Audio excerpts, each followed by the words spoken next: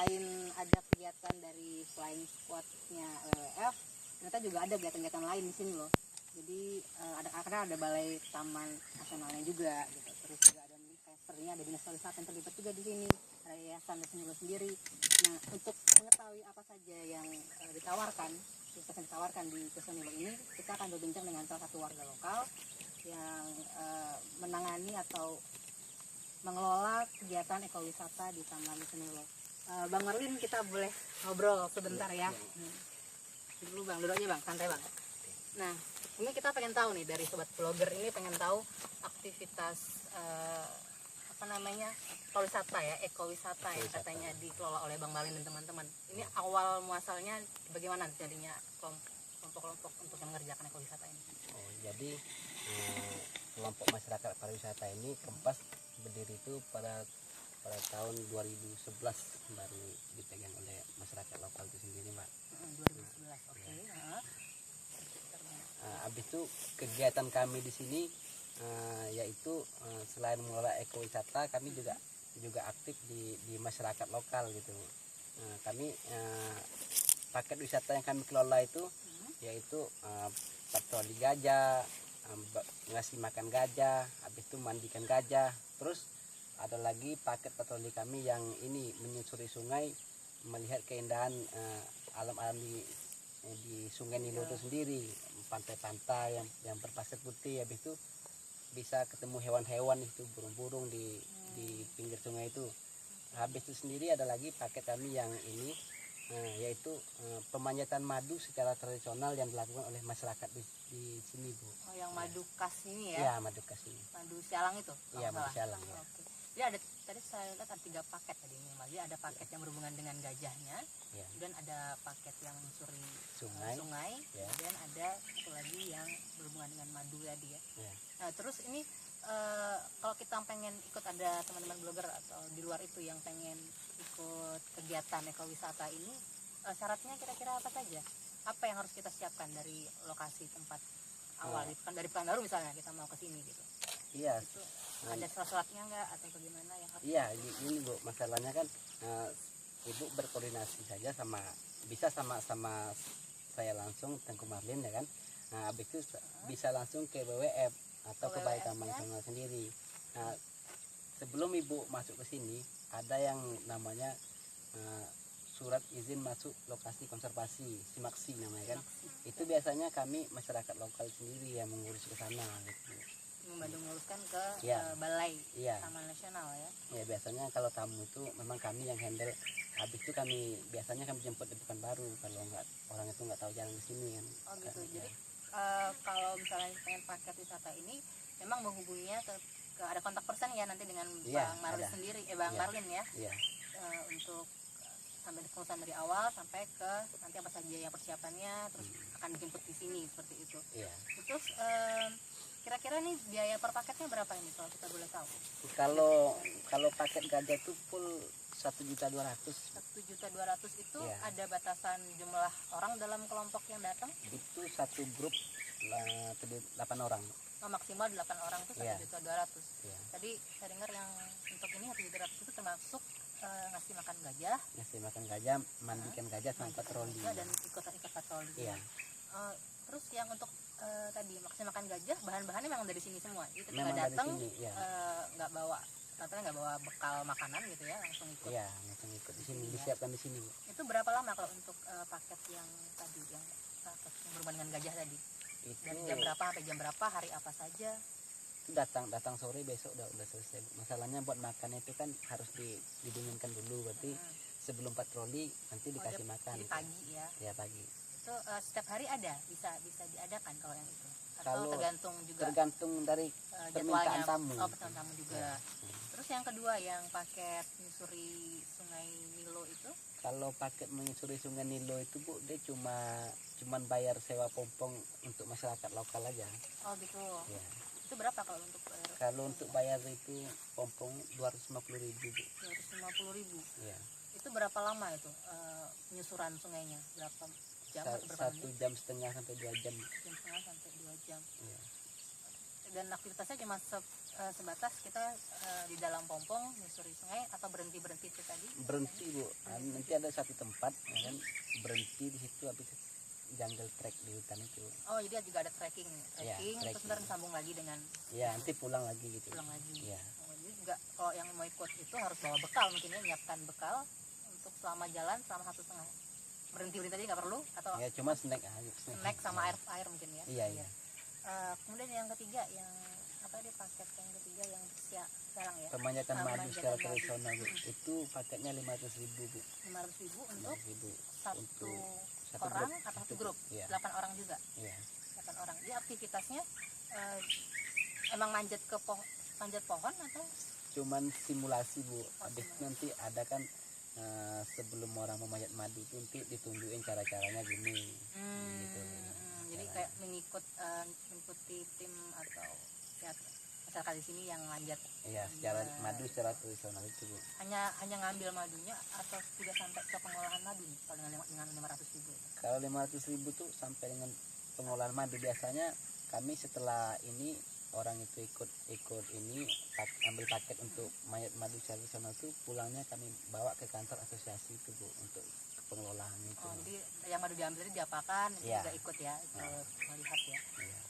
Itu juga berapa jam durasinya kalau untuk yang madu tadi? Gitu, dari pagi atau dari Sebenarnya dia sejalan sih Bu, sama yang ngambil paket menyusuri sungai tadi, karena kebanyakan pohon madu di sini di pinggir sungai Bu. Nah, pohonnya tuh ya di Oh pinggir gitu. sungai. Oh jadi bisa sepaket dengan yang Iya. naik pompong tadi ya. Heeh, Itu dalam 1 hari jadinya ya. dan 1 hari.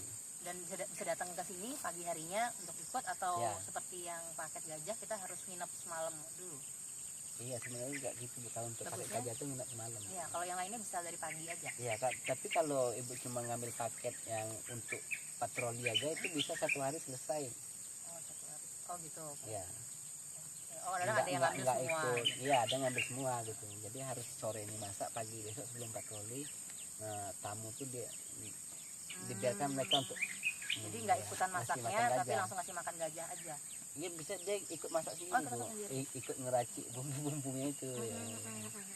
Oke, lalu lagi nih. Selain 3 tadi ada lagi nggak paket-paket yang bisa diminta secara khusus oleh tamu? Ada lagi dua paket lagi sebenarnya Bu. Hmm.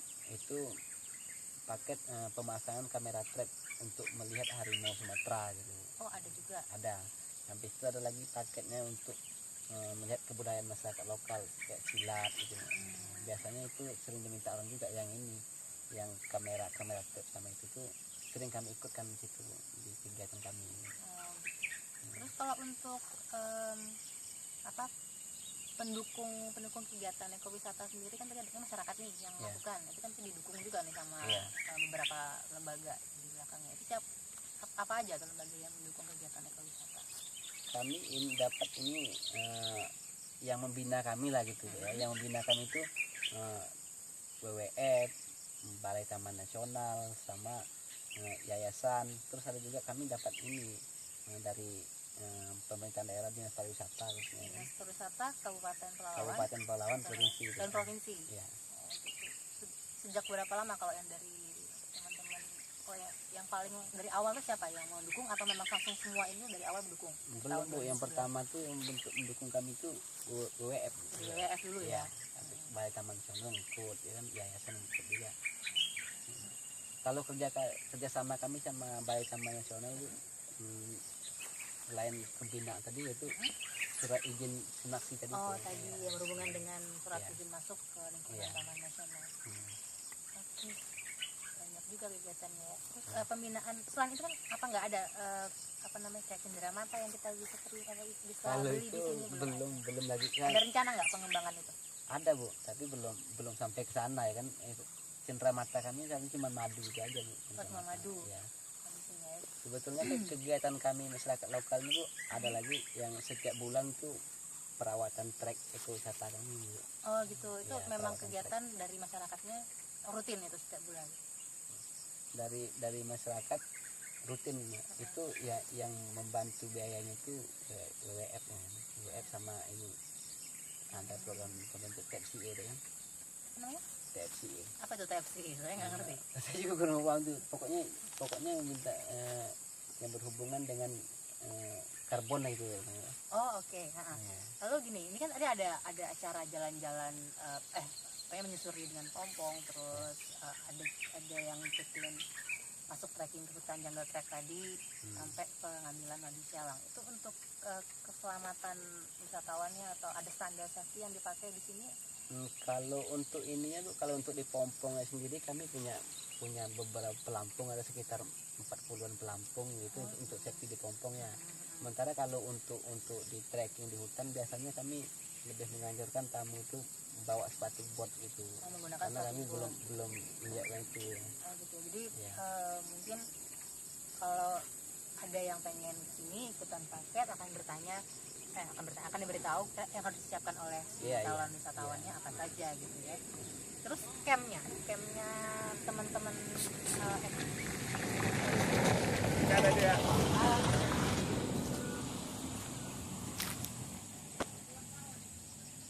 Nah untuk ini mana campnya itu atau tempat ngumpulnya teman-teman ekowisata ini di mana sih? Kami untuk sekarang kami masih bergabung di kantor Asosiasi Petani Madu Hutan Tesonilo ini, masih bergabung di situ. Di mana itu? Di dalam di kawasan kampung, ini. di kampung. Oh di kampung ya. Ya. Oh, jadi kalau tadi kita sering kayak tadi ada gajah segala macam, terus apa namanya jungle trek itu kan masih dengan dekat dengan kawasan teman-teman yang melakukan patroli gajah tadi ya. Ya. Kalau di dari dinas pariwisata itu bimbingannya apa saja selama yang sudah mereka berikan selama ini? Oh, bimbingannya kami dapat ini Bu, dapat bantuan dana dari PM Mandiri Pariwisata dari pusat Bu. Nah ini tahun ini udah tahun kedua kami dapatkan itu bantuan dari pariwisata Bu. Ada bantuan untuk pelatihan nggak keterampilan menangani wisatawan atau apa? Itu kemana ada kursus bahasa Inggris kami cuma 3 hari. Dapat sejak awal ya.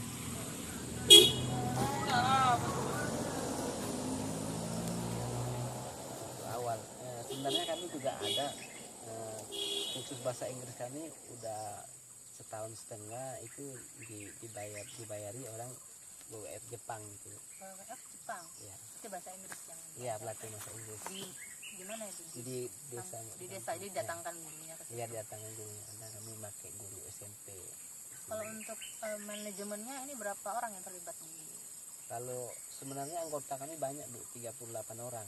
38 orang. Tapi yang aktif baru sekitar 5 orang lah baru Bu. 5 orang itu memang semua masyarakat lokal ya. Masyarakat yang tinggal lokal. di perbatasan Tesonilo ini ya. Oke.